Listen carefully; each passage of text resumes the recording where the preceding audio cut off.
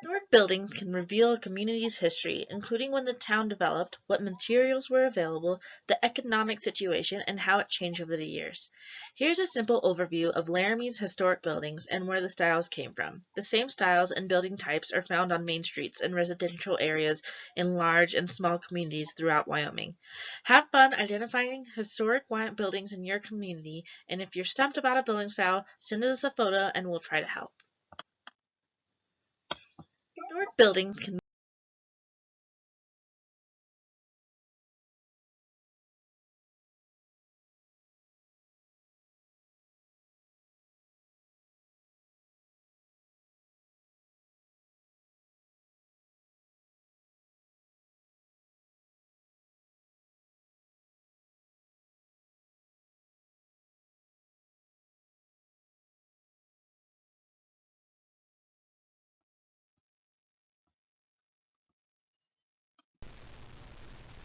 To help you identify architectural styles in your community, I've put together this quick overview of Laramie's architectural styles.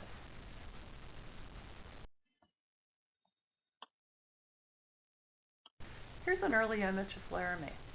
By the time Laramie was founded in the late 1860s, American architecture, or European American I should say, was more than 200 years old.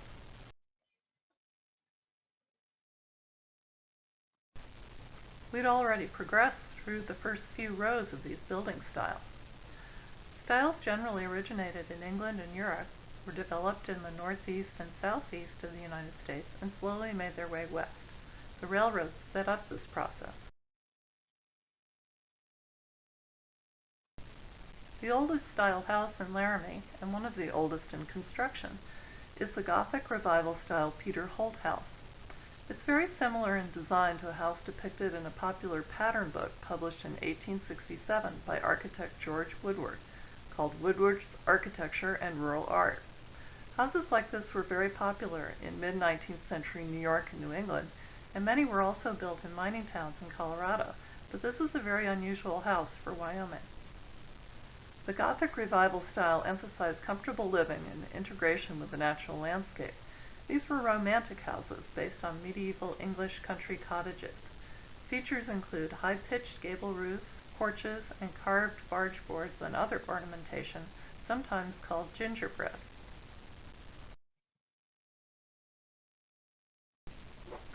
During most of the 19th century, architectural styles originated in England and Europe, spread to the cities on the East Coast, and then eventually made their way to rural areas and to the West.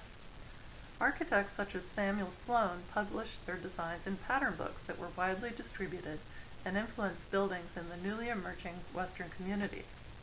The Italianate style, shown here, was in the height of its popularity when Laramie was founded in 1867, and pattern books such as those published by Sloan probably made their way to Laramie.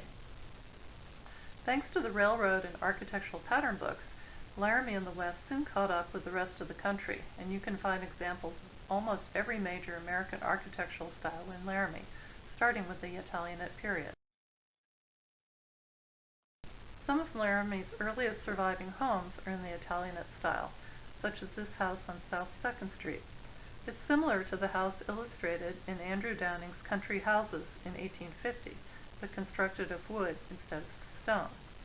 The Downing house is shown in the lower right hand of this slide. This is what Downing said about this design, which he called a suburban cottage in the country style. This design is an attempt to redeem from the entire baldness of some examples and the frippery ornament of others, a class of cottages very general in the neighborhood of our larger country towns. We have not, of course, endeavored to give this cottage much architectural style. The projection of the roof supported by cantilevers and the simple but bold window dressings give, however, the character of the Italian style. The bay window conveys at once an expression of beauty arising from a sense of a superior comfort or refinement in the mode of living. The Robert Marsh home at 509 Ivinson, built in 1873, is a nice example in stone of the Italianate style, with its bracketed cornice, projecting front gable, and prominent second story.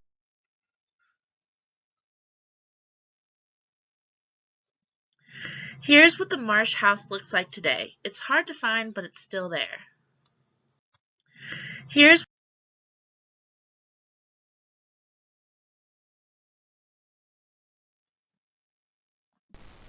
Italianate was also the style of choice for commercial buildings, as illustrated by this row of commercial buildings in Madison, Indiana.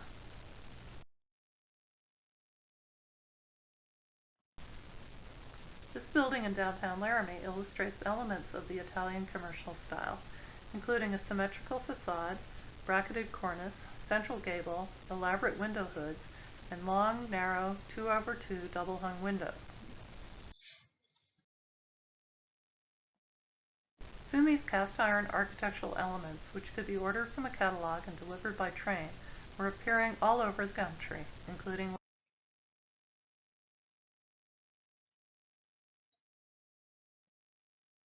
cast iron and pressed tin storefronts, cornices, and other building ornaments can be found throughout Laramie's downtown. This particular front was manufactured in St. Louis and even has elaborate Corinthian capitals.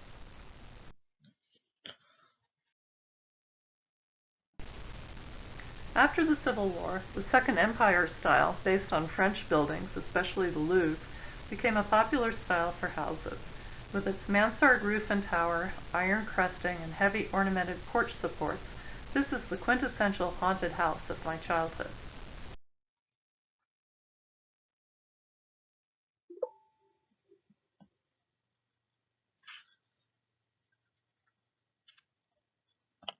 There are at least 3 Second Empire homes in Laramie.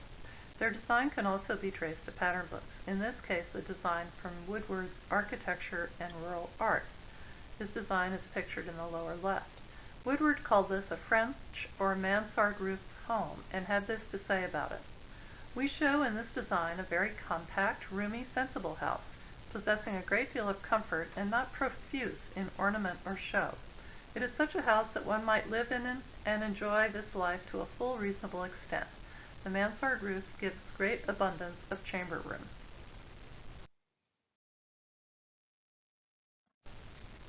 The style known as Queen Anne was first introduced to America by the British government at the Philadelphia Centennial Exposition of 1876. It was popularized by magazines such as American Architect and Building News, and by the 1880s this style was the rage for town and country homes. The Ivinson Mansion is Laramie's finest example of this style. With its irregular projections, use of different geometrical shapes, use of different materials including stone, various shaped shingles, and clapboard, it demonstrates the exuberance of this period and the availability of a variety of ready-made building materials. The Ivinson Mansion is now operated as a house museum, the Laramie Plains Museum. Take a tour and see the inside.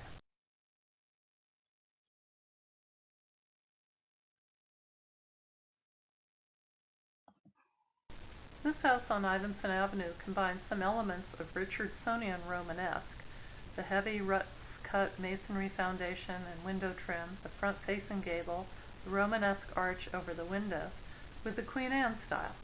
Richardson probably would not have approved of painting the brick purple, however, since he very much favored natural materials and natural colors.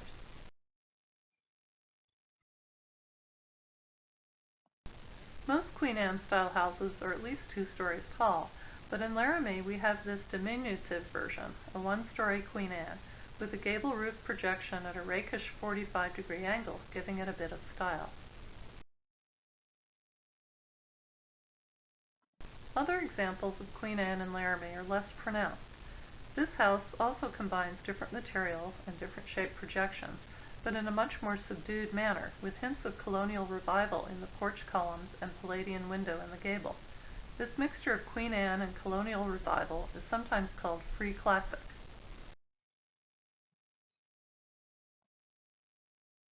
In the early 20th century, Frank Lloyd Wright developed the Prairie style. He abandoned the usual historical references in architecture in favor of a style that emphasized connection with the land, honest use of materials, and craftsmanship.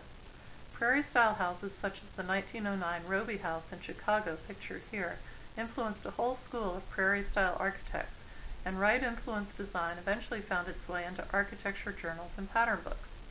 Prairie-style houses hug the earth with low-pitched, hovering hipped roofs, prominent horizontal lines, and spaces that combine indoor and outdoor living. This house on Grand Avenue shows the influence of Wright's design in the horizontal emphasis, the way the building hugs the ground and is sheltered by a low, broad, hipped roof, and the use of different materials to create visual interest without ornamentation. Note how the shingles are laid in a distinctive pattern to emphasize the horizontal lines.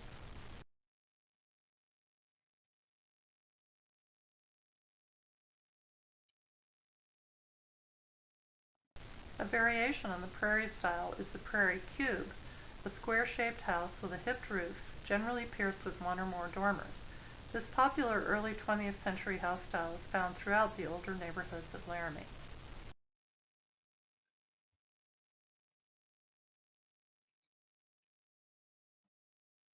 While Wright was influencing architecture from Chicago and the Midwest, the Green brothers in California were also developing a style that emphasized natural materials and incorporating the natural landscape into the design of the house.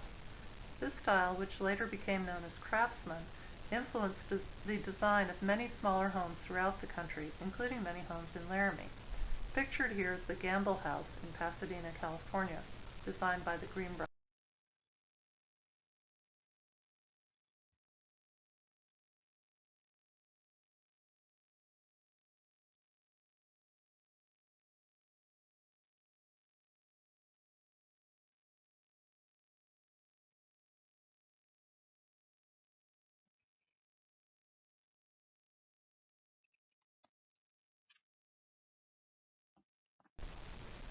This bungalow in Laramie looks very much like the advertisement, especially the treatment of the eave supports and windows.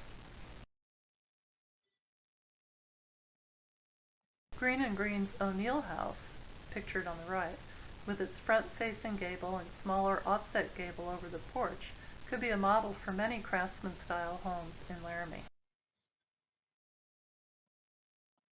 This type of craftsman-style house is known as a bungalow. Bungalows are generally 1.5 stories high, with an eave front gable roof that incorporates a deep, full-length porch and a front-facing dormer. Details include stickwork and knee brace supports in the gable ends, windows with upper sash divided into 4 or 5 vertical lights, known as 4/1 windows, exposed rafter tails, and square porch piers. Here are several more examples of craftsman cottages and bungalows.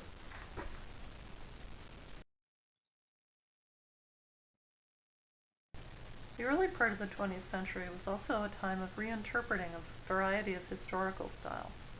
McKim, Mead & White, the architectural firm, helped to stimulate a nationwide interest in American colonial architecture.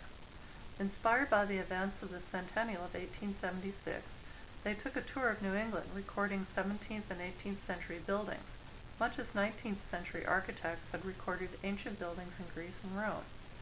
Colonial revival, a style loosely based on early colonial and Georgian buildings, became popular towards the end of the 19th century, and its popularity continues today. This is a beautiful example of the style, designed by Wilbur Hitchcock in 1909.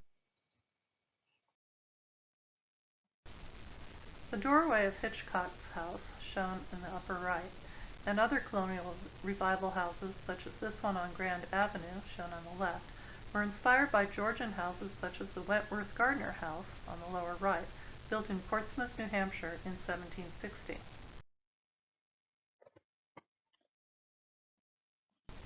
For houses with a more natural romantic look, American architects looked for inspiration to the country houses of England. Style, called Tudor Revival, is roughly based on English models and can be found throughout the older neighborhoods of Laramie. This house on Fremont Street is a wonderful example, with its steeply pointed gable roof over the entrance, slightly flaring eaves, and Tudor arched doorway.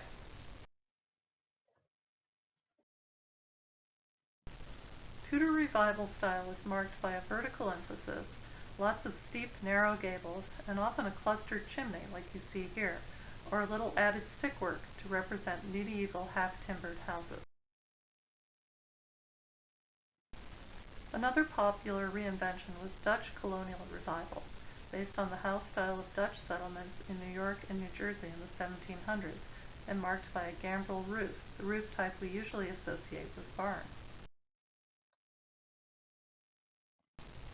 There were also a range of revivals based on Southwestern and California mission architecture of the 17th and 18th centuries. The Cooper House is probably our best known example of this, with its mixture of mission and Pueblo revival styles. The Spanish influence is seen in the red brick tile, the modified courtyard plan, and the rounded arch windows, while the flat roof and protruding vigas meant to simulate roof supports of Pueblo structures are reminiscent of the Pueblo Indian buildings of the Southwest.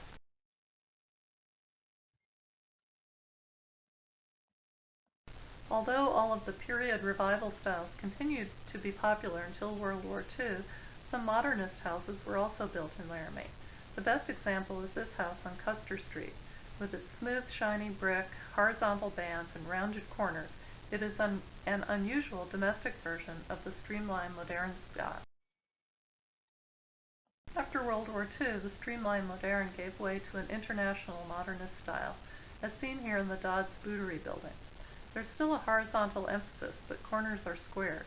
Ribbon windows, these long strips of windows, emphasize the horizontal character of the building, broken only by a tall vertical entranceway and the vertical sign on the corner. This building also demonstrates a popular feature for commercial buildings of this time, the cutaway corner, which is designed to draw customers from the store windows into the store.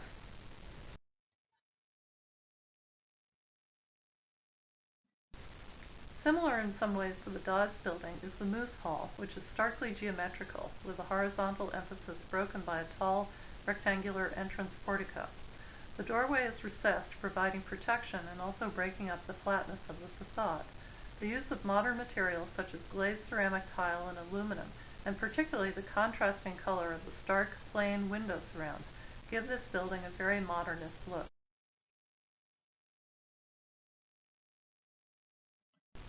The former J.C. Penney's is another example of a modernist building in downtown Laramie, with its low horizontal emphasis, ribbon windows, cantilevered aluminum awning, and solid glass storefronts. Here the horizontal emphasis is broken only by the vertical sign. This concludes our brief study of Laramie's architectural styles. Now, go out and see what you can find in your own community.